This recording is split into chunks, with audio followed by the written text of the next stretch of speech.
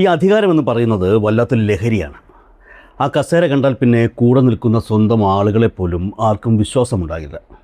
എപ്പോഴാണ് പണി കിട്ടുക, ആരാണ് കാലുവാരുക എന്നൊന്നും പറയാൻ പറ്റില്ലല്ലോ. ഞാൻ പറയാൻ പോകുന്നത് വെറുമൊരു സാധാരണ രാഷ്ട്രീയ കഥയല്ല. കേട്ടാൽ നിങ്ങളും ശരിക്കും ഞെട്ടും.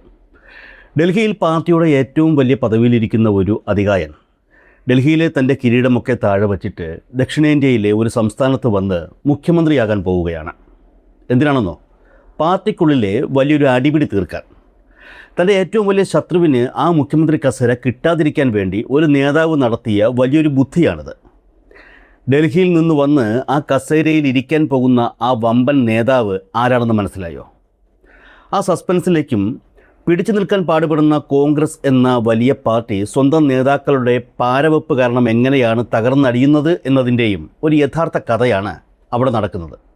ഒരു സംസ്ഥാനത്ത് എങ്ങനെയെങ്കിലും ജയിച്ചു വന്നാൽ തന്നെ വീണ്ടും അവിടെ ഒരു ഭരണം കിട്ടുക എന്നത് കോൺഗ്രസിന് ഇത്ര വലിയ ബുദ്ധിമുട്ടാകുന്നത് എന്തുകൊണ്ടാണെന്ന് നിങ്ങൾ ചിന്തിച്ചിട്ടുണ്ടോ? എതിരെ നിൽക്കുന്നവർ സ്ട്രോങ് ആയതുകൊണ്ടൊന്നുമല്ല, സ്വന്തം പാർട്ടിക്കാർ തന്നെ അവർക്ക് ശത്രുക്കളായതുകൊണ്ടാണ്. കോൺഗ്രസ് പാർട്ടിയുടെ ഇപ്പോഴത്തെ അവസ്ഥ കണ്ടാൽ ശരിക്കും സങ്കടം തോന്നും. പണ്ട് ഇന്ത്യ മുഴുവൻ ഭരിച്ചിരുന്ന ഒരു പാർട്ടിയാണ്. ഇന്ന് ഇന്ത്യയുടെ ഭൂപടം ഒന്ന് എടുത്തു നോക്കിയാൽ വിരലിൽ എണ്ണാവുന്ന ചുരുക്കം ചില സംസ്ഥാനങ്ങളിൽ മാത്രമേ അവർക്കിപ്പോൾ ഭരണമുള്ളൂ.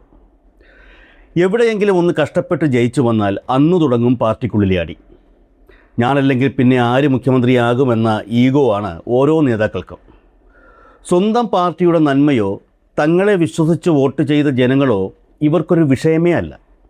ഈ നേതാക്കളുടെ പടലപ്പിണക്കങ്ങൾ കാരണം കോൺഗ്രസിന് നഷ്ടപ്പെട്ടത് എത്രയോ സംസ്ഥാനങ്ങളാണെന്ന് ഓർത്തു നോക്കണം.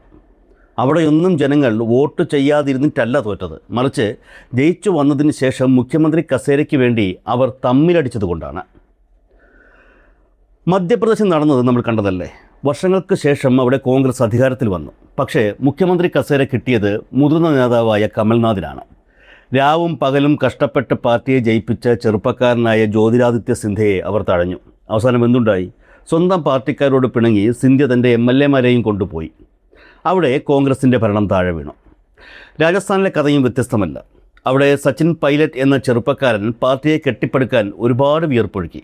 പക്ഷേ ഭരണം കിട്ടിയപ്പോൾ കസേരയിൽ കയറിയിരുന്നത് അശോക് ഗെഹ്ലോട്ടാണ്.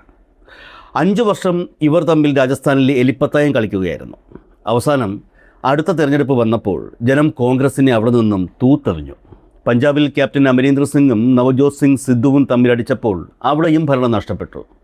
ചുരുക്കം പറഞ്ഞാൽ സ്വന്തം ആളുകൾ തന്നെ പാര വയ്ക്കുമ്പോൾ പിന്നെ എങ്ങനെയാ ഒരു സ്ഥലത്ത് തുടർഭരണം കിട്ടുക? സ്വന്തം കയ്യിലിരിപ്പ് കൊണ്ട് മാത്രം തോറ്റുപോയ ഒരു പാർട്ടിയുടെ അവസ്ഥ ശരിക്കും കഷ്ടം തന്നെയാണ്. കോൺഗ്രസിനെ തോൽപ്പിക്കാൻ വേറെ ആരും വേണ്ട, അവർ തന്നെ ധാരാളമാണ് എന്ന് പറയുന്നത് വെറുതെയല്ല. ഇതൊക്കെ കാണുമ്പോൾ നമ്മുടെ കേരളത്തിൻ്റെ കാര്യം കൂടി ഒന്ന് ഓർത്ത് നോക്കണം. ഇവിടെ നമ്മുടെ ഭരണസിരാ കേന്ദ്രമായ തിരുവനന്തപുരത്ത് ഇപ്പോൾ എന്താ നടക്കുന്നത്? എല്ലാം ഭയങ്കര സൂപ്പറായിട്ട് നടക്കുന്നുണ്ടെന്നാണ് മുഖ്യമന്ത്രി പറയുന്നത്. അദ്ദേഹത്തിൻ്റെതായ ഒരു ലോകത്താണ് അദ്ദേഹം. എന്നാൽ മറ്റു മന്ത്രിമാർക്കോ അവർക്കിതൊന്നും അത്ര ദഹിക്കുന്നില്ല. മുഖ്യമന്ത്രി ഒരു വശത്ത്, മന്ത്രിമാർ മറ്റൊരു വശത്ത്. പുറത്ത് എല്ലാവരും ഭയങ്കര ചിരിയാണെങ്കിലും ഉള്ളിൽ നല്ല പ്രശ്നങ്ങളാണ്. ആർക്കും പരസ്പരം കണ്ടുകൂടാ.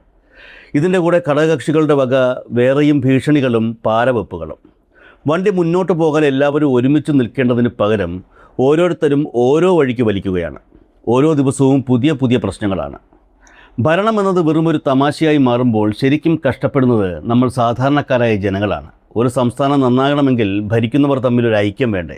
അധികാരത്തിന് വേണ്ടി എന്ത് വേണമെങ്കിലും ചെയ്യാം എന്നതിൻ്റെ, കൂടെ നിൽക്കുന്നവരെ പോലും ഒതുക്കാമെന്നതിൻ്റെ ഏറ്റവും വലിയ ഉദാഹരണമാണ് നമ്മൾ കണ്ടുകൊണ്ടിരിക്കുന്നത്.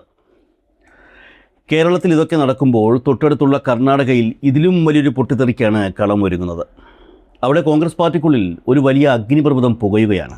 കർണാടക എന്ന് പറയുന്നത് കോൺഗ്രസിനെ സംബന്ധിച്ചിടത്തോളം ജീവവായുവാണ്. ദക്ഷിണേന്ത്യയിൽ അവരുടെ ഏറ്റവും വലിയ ശക്തി കേന്ദ്രമാണ്. പക്ഷേ അവിടെയും ഇപ്പോൾ മുഖ്യമന്ത്രി സിദ്ധരാമയ്യയും ഉപമുഖ്യമന്ത്രി DK ശിവകുമാറും തമ്മിൽ വലിയൊരു യുദ്ധം തന്നെ നടക്കുകയാണ്. കഴിഞ്ഞ തെരഞ്ഞെടുപ്പിൽ കോൺഗ്രസ് അവിടെ വൻ ഭൂരിപക്ഷത്തിൽ ജയിച്ചപ്പോൾ തുടങ്ങിയതാണ് ഈ പ്രശ്നം. തെരഞ്ഞെടുപ്പ് ജയിച്ചപ്പോൾ DK ശിവകുമാർ TV-യിൽ വന്ന് കരഞ്ഞത് നമ്മളാരും മറന്നിട്ടുണ്ടാകില്ല. ഞാൻ സോണിയാഗാന്ധിക്ക് വാക്ക് കൊടുത്തിരുന്നു, ഞാൻ ഈ പാർട്ടി ജയിപ്പിക്കുമെന്ന്, അത് ഞാൻ പാലിച്ചു എന്നാണ് അദ്ദേഹം അന്ന് വിധിപ്പിക്കൊണ്ട് പറഞ്ഞത്.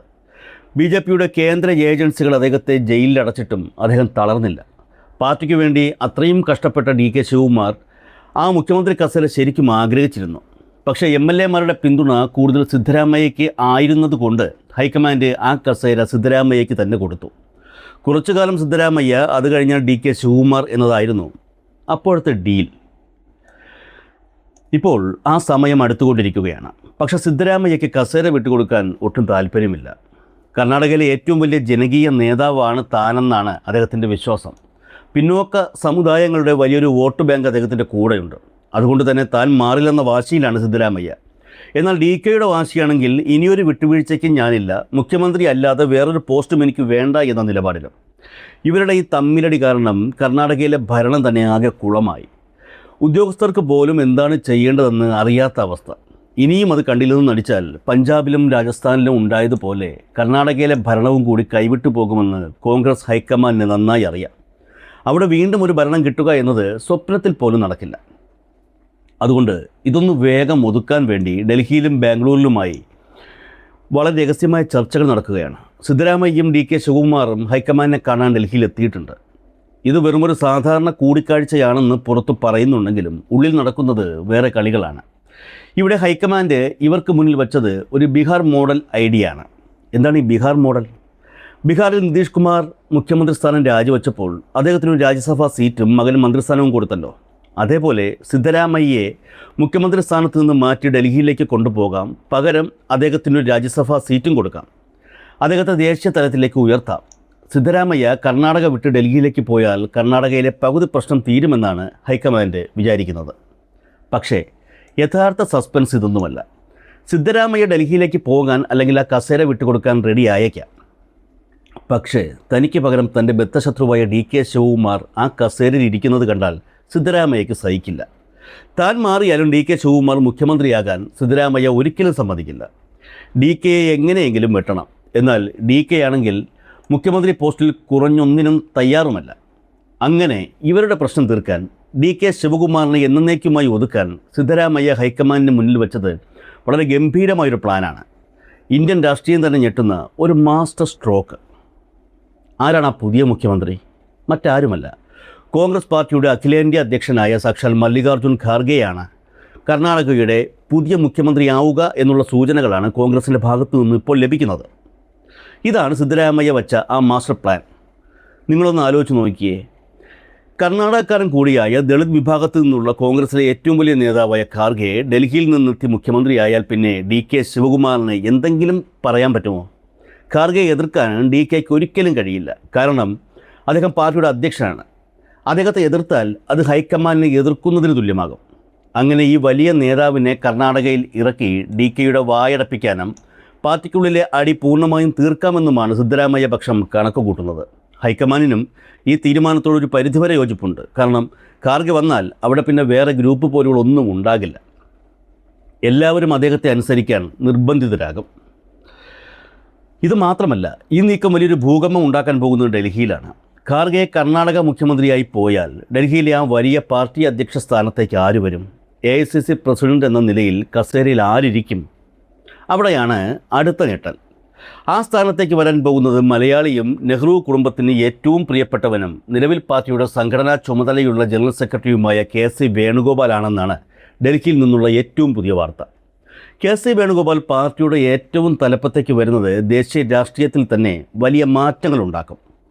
രാഹുൽ ഗാന്ധിയുടെ വലം കൈയായ അദ്ദേഹം പാർട്ടി അധ്യക്ഷനായാൽ പാർട്ടിയുടെ പൂർണ്ണ നിയന്ത്രണം വീണ്ടും ഗാന്ധി കുടുംബത്തിൻ്റെ വിശ്വസ്തരുടെ കൈകളിൽ തന്നെ എത്തും.